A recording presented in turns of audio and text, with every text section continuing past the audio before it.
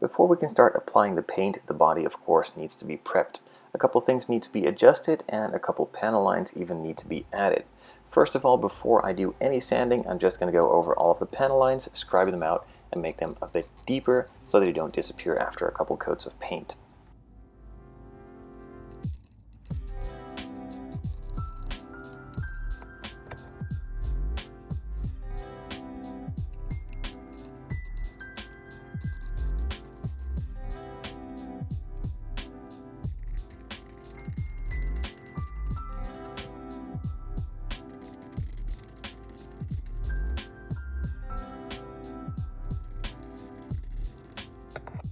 For the panel line around the fuel filler door, I'm using a small engraving needle instead of the engraving blade, as the engraving blade might just ruin the panel lines, as some of these bends are really sharp and a needle can get through them a lot easier. So I'm using that one instead, very carefully going over the lines a couple times just to make them a bit deeper.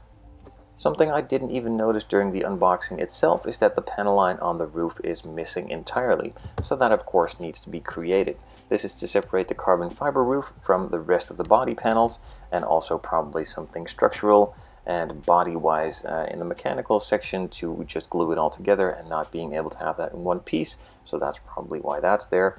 In any case, I need to add that panel line, and I'm doing that really simply by applying a small line of masking tape. This is fine line masking tape from Tamiya. I will leave links to all of the products down in the description below. And then scribing along that tape very carefully and very lightly a couple of times with a super sharp new hobby blade until there is a nice groove cut in there, and then switch over to the engraving blade to make it a bit deeper and a bit wider so that the panel line is nice and pronounced. The first couple passes with the engraving blade are super light. I don't really want to shoot out of the panel line and create a scratch that I of course don't want, so I'm just going over it very lightly and multiple times until the groove starts forming itself and you create the panel line. Once one side is done, we of course move on to the other side of the tape and of course do the other side of the roof too. A couple minutes of very careful scribing later and the panel line is there. So now that all of the panel lines have been taken care of, they are nice and deep and won't disappear after some paint.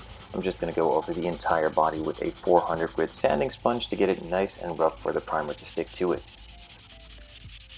Before moving into the spray booth, all of the sanding dust was of course carefully removed with a couple of fine brushes and some paper towels.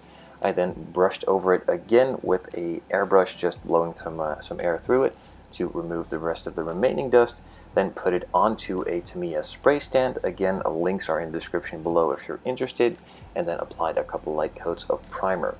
The primer I'm using is Tamiya Gray Primer. This is both suitable for plastic and metal, and in this case also for resin bodies. Now normally you would just use your regular primer from the paint set line that you're using, but in this case, with it being a resin primer, not all primer sticks to it. Specifically, plastic primers will not stick to resin, so don't bother using those. Just move on to a proper primer, and in this case I would suggest using the Tamiya primer, as that works really well with these resin bodies and it sticks super good. I also really love the quality of this primer. The body was then sanded again with a 600 grit, and some lines were again refined.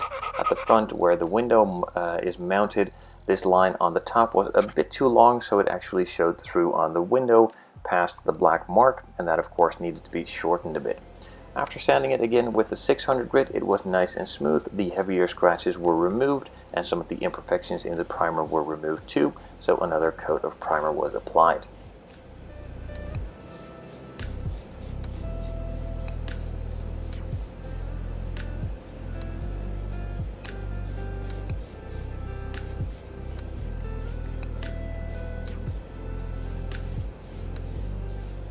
This final coat of primer was applied. I let it sit and cure for about an hour before moving on to paint. I did check it over before to see if there were any imperfections or spots that needed to be sanded out, which there weren't luckily, so I could just move on to applying the color. I decided to go with a BMW color, one that is pretty rare on these newer cars but was used a lot back in the day, and that is Daytona Violet. I really love the way this color comes out, and along with the interior color I have planned, I think it will work really well. So the first light coat was applied to all of those hard to reach, easy to forget spots, Then I moved on to the rest of the body for a first initial light coat too.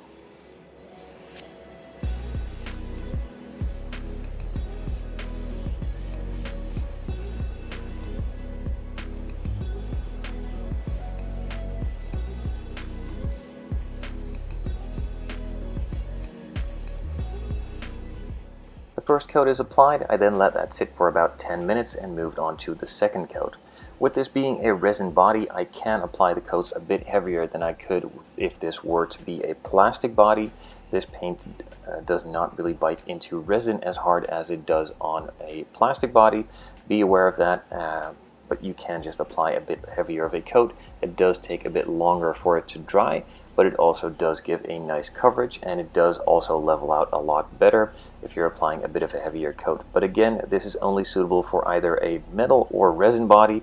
If you're going to be doing this on plastic bodies, it will start eating into the plastic and giving you all sorts of nasty looks.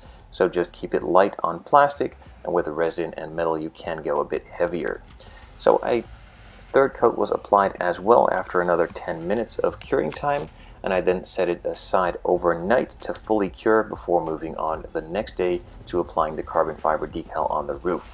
I quickly made a small template with some masking tape, made the outline with a pencil, transferred that to the scale production carbon fiber decal sheet, cut it out, and started applying it.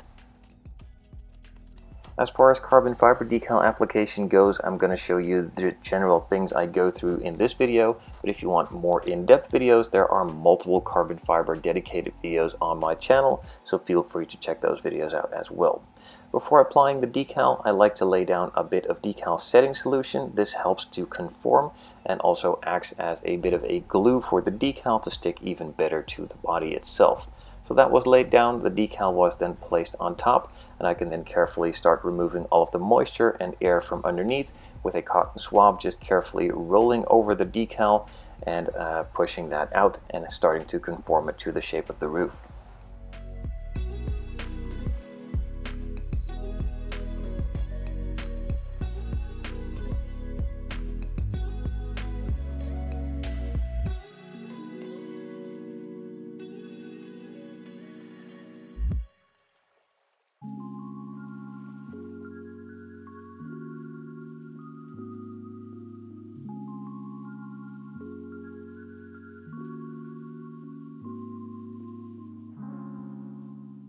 So after a careful couple minutes of rolling and pressing the main air bubbles out, there are some fingers left on the left and right side, and these can easily be removed with a bit of heat.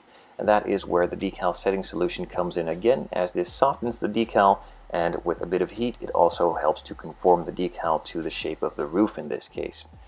A bit more of the pressing and rolling was added here, as there were still a couple of small air bubbles underneath and some air pockets in the deeper areas, which of course needed to be removed too.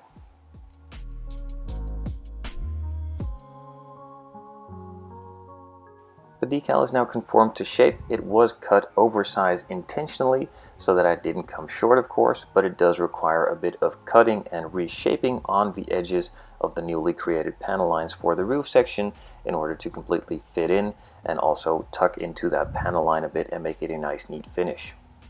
If you do decide to do this, by the way, be sure that your knife is super sharp and the decal isn't completely dry yet, as you can then still pull the excess piece off easily. If it is completely dry, then it doesn't really have any use, as the rest of the decal will stick to the paint.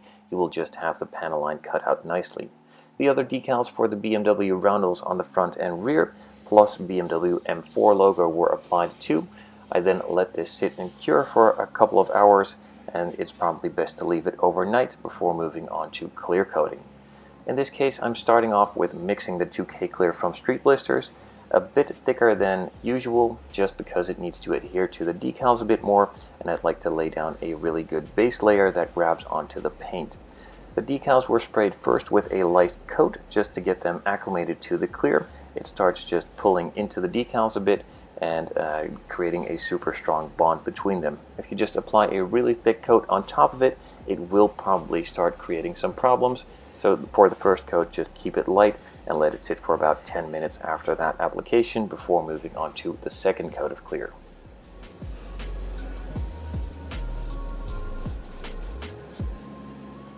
With the first coat of clear now applied, let it sit for 5 to 10 minutes before moving on to the second coat of clear.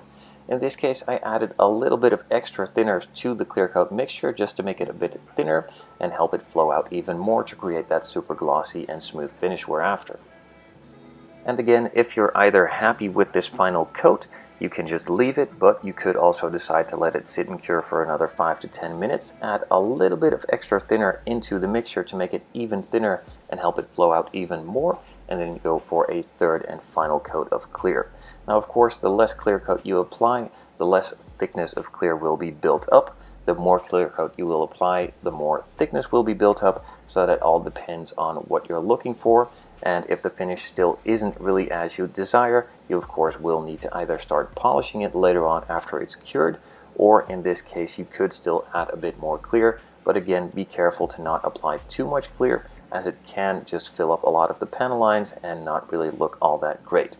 I have received a couple comments in the past, and will probably receive a couple comments in the future, that I do tend to apply a bit much clear, and that it can start helping the details disappear in some of the mold lines, but I just really like the smooth finish out of the gun and rather have that than having to polish it, spend hours on it that way, and potentially even ruin it by polishing it, going through the paint, and leaving some nasty scratches behind. But that is all up to personal preference.